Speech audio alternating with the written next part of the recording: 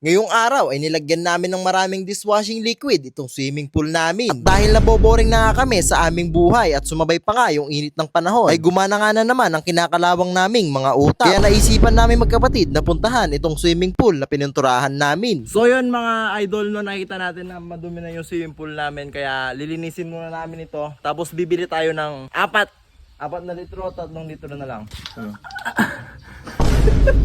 Ilang litro lalagay natin na sabon? 3 litro?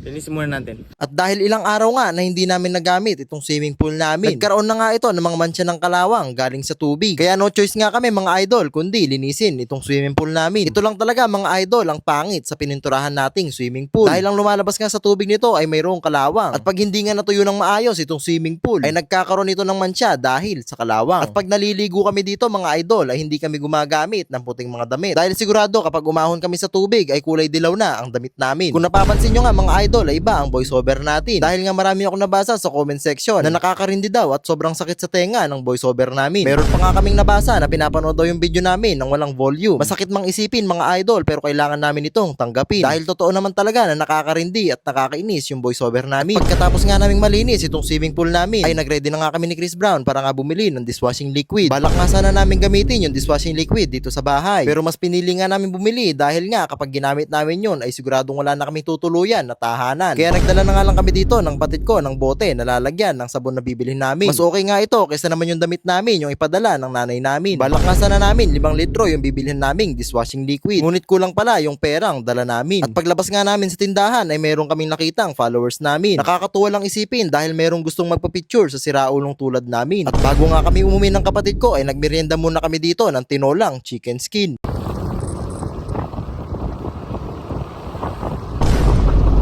At nung malapit na nga kami sa bahay ay meron kami nadaanan na grupo ng mga bata. Nagulat nga kami dahil followers pala namin ng mga batang ito. Pag uwi nga namin ay inayos na namin itong pressure cooker na gagamitin namin. Gagamit kami nito upang mas maging mabulanga itong bubble swimming pool na gagawin namin. Ayun mga idol, nakabili na tayo ng sabon, 3 litro. Lalagyan natin ito sa pool. Naisipan nga namin itong gawin dahil nga mayroon kaming napanood sa Facebook na kung saan nga yung isang resort ay punong-puno ng bula yung swimming pool nila. At habang napapanood nga namin ito ay sobrang inggit naming magkapatid. At dahil wala nga kaming pera pambayad sa entrance ay naisip na lang namin itong gawin sa swimming pool namin.